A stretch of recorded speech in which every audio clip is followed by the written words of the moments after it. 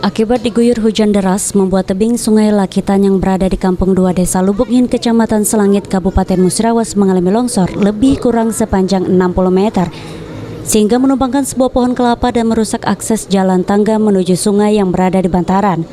Selain itu, ada 4 rumah warga yang terancam ambles lantaran jarak tebing sungai yang longsor ke rumah warga hanya tersisa jarak 3 meter. Salah satu warga yang rumahnya berada di sekitar lokasi merasa khawatir jika cuaca buruk kembali terjadi dan sementara waktu membawa anak dan keluarganya mengungsi ke tempat aman.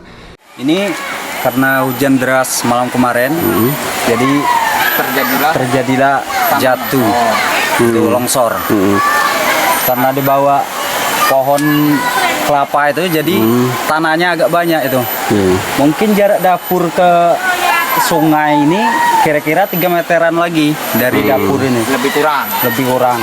Mungkin longsor sekali lagi, habis jatuhlah dapur. Kira-kira 4 rumah lah yang ikut terancam ya. Ini kalau panjangnya berapa nih seluruhnya? Sekitar 60 meter, Pak.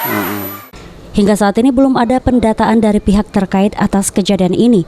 Warga pun berharap agar di lokasi sungai yang ambles dapat dibangun beronjong penahan air. Adi Arianza, PAL TV.